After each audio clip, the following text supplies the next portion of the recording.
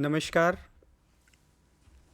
मैं डॉक्टर देवेंद्र सिंह। आज ministry of corporate affairs की तरफ से हम एक लिटरेरी अवेयरनेस प्रोग्राम के तहत यहाँ पर आए हैं और जैसा कि आपने टाइटल में देखा है, this programme is for the poor people of the country.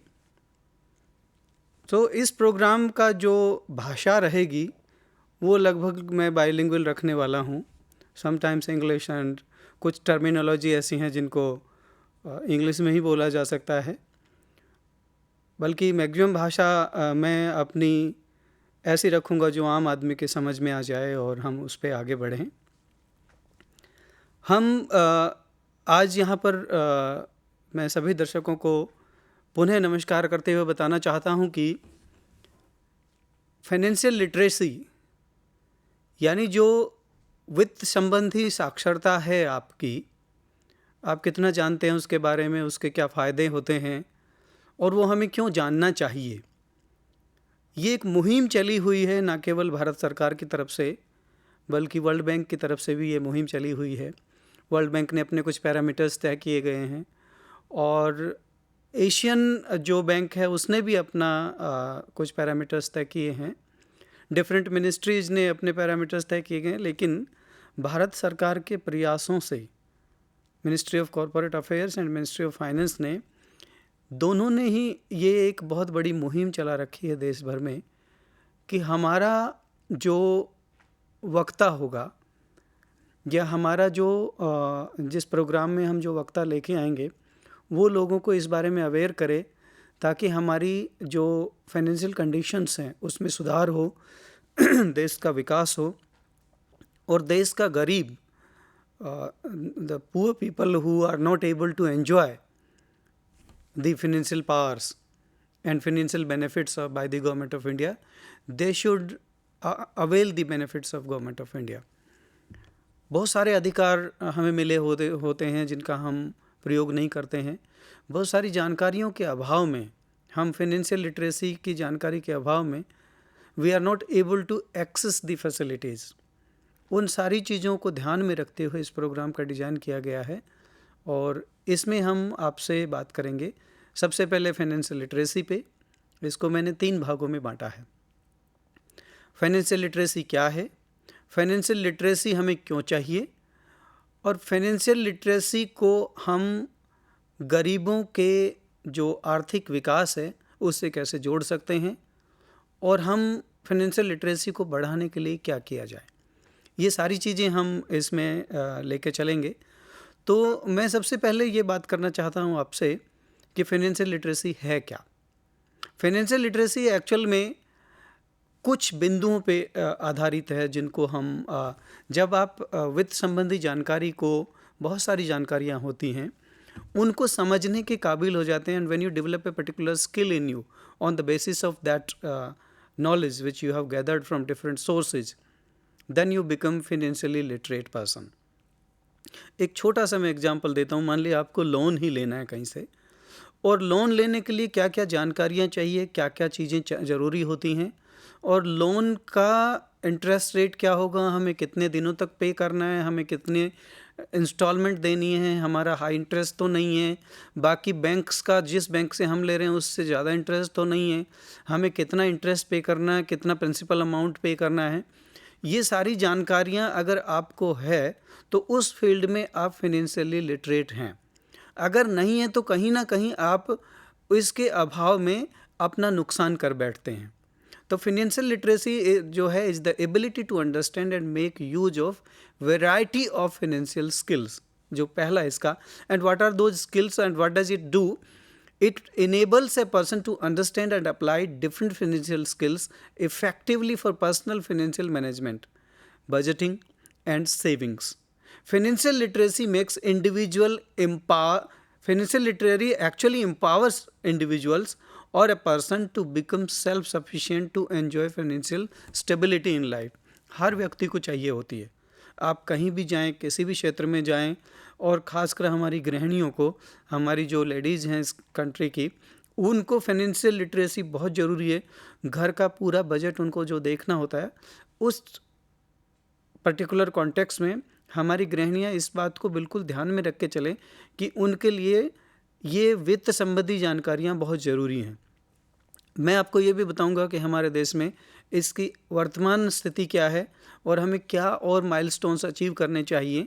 Bharat सरकार ने जो डिजिटल करेंसी और डिजिटल ट्रांजैक्शंस का जो आजकल एक हमारे लिए फैसिलिटी पैदा करी है और डिफरेंट प्लेटफॉर्म्स तैयार किए हैं, उनका क्या योगदान है इसमें, और आप उसके थ्रू किस तरह से अपनी फाइनेंशियल लिटरेसी को बढ़ा सकते हैं, कहाँ रिसर्च किया जा सकता है, एजुकेशनल इंस्टीट्यूट्स को क्या करना चाहिए, घर में रहकर हम अपनी फाइनेंशियल लिटरेसी को कैसे बढ़ाएं।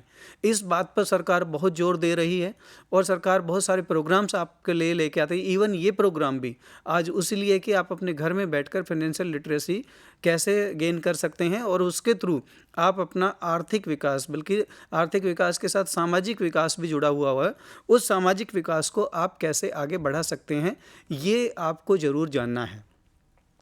हमें क्यों ज़रूरत होती है फाइनेंशियल लिटरेसी की, मैं आपको कुछ बिंदु बता रहा हूँ जिन पे आपको बहुत ज़रूरी ध्यान देना है। एक सबसे पहला है डिवीजन। यानी हमारा जब भी हम फाइनेंशियल लिटरेसी की बात करेंगे तो जो हमारे पास जो अवेलेबल फाइनेंस है, जितना हमारी महीने की सैलरी आती है या महीने में जितना और कमाते हैं, या मान लिया हम फसल, हमारे किसान भाई फसल पैदा करके और उस फसल का एक पर्टिकुलर पीरियड पे उनका जो अमाउंट आता है, तो उनके पास एक कैलकुलेशन होती है कि लगभग इतना अमाउंट आ जाएगा, और आने के बाद वो एक्चुअल फिगर आती है कि उनकी उम्मीद से कम आई या ज़्यादा आई। उस फिगर को सबसे पहले डिवाइड करना होता है, यानी हमें डिवीजन करना होता है कि कितना अमाउंट कहाँ पर खर्च करना है, कितना अमाउंट हमें बचाना है और कितने अमाउंट से हम आगे भविष्य में अपनी प्लानिंग कर पाएंगे। ये 2-3 चीज़ें, यानी आपको पर्सनल फाइनेंस अपना इफ़ेक्टिवली मैनेज करने के लिए डिवीजन आना चाहिए और वो डिवीजन बहुत ज़रूरी है। दूसरा, to make appropriate personal financial choice such as savings, insurance, real estate, institutional payment. आपको बहुत सारे खर्चे मैनेज करने होते हैं घर में। आप अपने बच्चों के लिए बहुत सारी सेविंग्स करते हैं, अपने भविष्य के लिए सेविंग्स करते हैं। इसके अलावा आप अपना जीवन बीमा कहीं कराते हैं। अगर हम रूरल इंडिया की बात करें तो हमारे जो किसान हैं या जो गरीब लोग हैं, वो बहुत सारे अलग अलग किस्म के आजकल सरकारी बीमा योजनाओं का लाभ उठाते हैं, जिसमें बहुत कम अमाउंट में बहुत सारा उनको कवरेज दिया जाता है, उनकी बीमारी का कवरेज दिया जाता है, किसान भाइयों को फसल का कवरेज दिया जाता है। ये सारे फाइनेंशियल मैनेजमेंट आपको अपने घर में उस अमाउंट में मैनेज करने पड़ते हैं, जो अमाउंट आपको क्वार्टरली आ रहा है, 6 मंथली आ रहा है, या ईयरली आ रहा है, या मंथली आ रहा है, या पर वीक आ रहा है। उसमें आपको डिवीजन आना चाहिए कि ये मेरी बजटिंग है, इसमें इतना मुझे खर्च करना है, इतना यहाँ पर खर्च करना है और इतना इस मद में जाना है।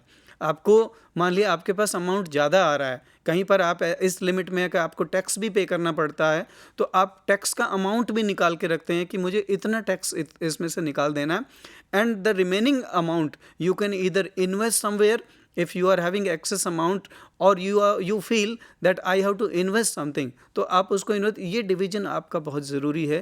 तो सबसे पहला फाइनेंशियल लिटरेसी में आप ये ध्यान में रखिए, आपको डिवीजन करना है आपने अवेलेबल फाइनेंशियल रिसोर्सेज का कि इतना मुझे यहाँ पर खर्च करना है। इसके बाद आपको दूसरी चीज़ जो समझनी है, time and value of money. Okay, आपका कितने टाइम में कितना मनी आता है, उस मनी का प्रेजेंट वैल्यू क्या है, 2 साल बाद क्या वैल्यू रह जाएगा, पास्ट में वैल्यू क्या था। ये फाइनेंशियल लिटरेसी के लिए बहुत ज़रूरी है। हम जिस तरह के आज समाज में जी रहे हैं, we are almost living in a very market oriented society, capitalistic society, जहाँ पर आपका जो पैसा है उसको खर्च करने के तरीके तो आप तय करते हैं, लेकिन बहुत सारे वातावरण ऐसा बन जाता है आपके चारों तरफ कि उन तरीकों को जो आपने सोचे हैं उन पर बहुत सारे प्रेशर्स होते हैं, और प्रेशर्स होने के कारण कई बार आपकी प्लानिंग गड़बड़ा जाती है। आपको सीधा सीधा ये समझना है कि मेरे मनी का वैल्यू क्या है।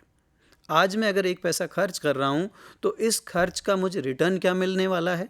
यदि मैं अपने बच्चे की फ़ीस भर रहा हूँ और मैंने साल भर में अगर 50,000 रुपये फ़ीस भरा है, तो मेरे बच्चे को उतना क्वालिटी एजुकेशन मिलता है कि नहीं है, उसका वैल्यू क्या है। उस उतने टाइम में उतना पैसा खर्च करके क्या कहीं और बेटर ऑप्शन देख सकता था, या उससे कम में मैं बेटर ऑप्शन देख सकता था, उसकी वैल्यू को मैं बढ़ा सकता था।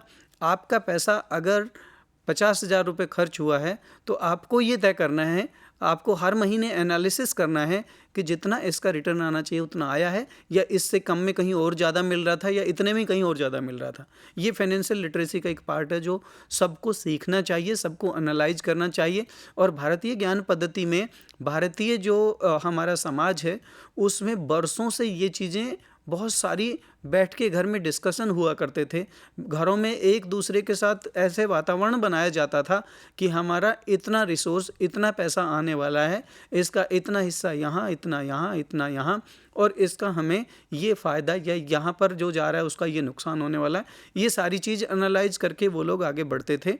उस पद्धति को आप आज विभिन्न माध्यमों से, सोशल मीडिया पे बहुत सारे कैंपेन्स चल रहे हैं, टेलीविज़न पे बहुत सारे कैंपेन्स आते हैं, एडवर्टीज़मेंट्स आते हैं, या भारत सरकार बार बार अपनी जो एडवाइजरी जारी करती रहती है, आपको बार बार कहा जाता है ये शेयर मत कीजिए, इसके साथ ये OTP शेयर मत कीजिए, इसके साथ आप अपना कार्ड मत शेयर कीजिए। ये बहुत सारी चीज़ें जो आपको बताई जाती है फाइनेंशियल लिटरेसी का ही पार्ट है, ताकि आपका जो सरकार का उद्देश्य है आपका आर्थिक विकास करना और आपको नुकसान से बचाना। नेक्स्ट जो इम्पोर्टेंट पार्ट है कि आपको जो ट्रांजैक्शन से रिलेटेड क्वेश्चंस हैं, जितनी क्वेरीज आपके, मान लिया आपको आजकल डिजिटल ट्रांजैक्शंस का ज़माना है, और डिजिटल ट्रांजैक्शंस में कहीं पर आपसे कोई गलती ना हो जाए। भारत सरकार ने बहुत बढ़िया आपके लिए भीम ऐप बनाया, भारत इंटरफेस का जो पेमेंट के लिए ऐप बनाया है, जो आपको पेमेंट एक जगह से दूसरी जगह जानी होती है। अगर आपको किसी तरह का कोई प्रॉब्लम आता है, उस प्रॉब्लम को सोल्व करने के लिए फाइनेंशियल लिटरेसी की कैंपेन्स गवर्नमेंट ऑफ इंडिया चलाती है, स्टेट गवर्नमेंट्स भी चलाती हैं। उसका अगर आप थोड़ा सा पहले अध्ययन कर लेंगे तो अपने आप को नुकसान होने से बचा पाएंगे। बहुत सारी पेमेंट्स आज डिजिटल होती हैं। जो लोग मिडिल क्लास में भी, ये एक बहुत बड़ी आज एक फाइनेंशियल रेवोल्यूशन आया है कि आप बहुत सारे ट्रांजैक्शंस अपने क्रेडिट कार्ड से करते हैं या अपने डेबिट कार्ड से भी करते हैं, और क्रेडिट कार्ड से जिन्होंने पेमेंट किया है उनका क्रेडिट कार्ड के स्टेटमेंट के बाद आने के बाद फिर उसका पेमेंट करना होता है। उस पेमेंट को करने के लिए आप क्या माध्यम चुनते हैं, क्योंकि आज जिस दौर से हम गुजर रहे हैं वो एज इतनी फास्ट है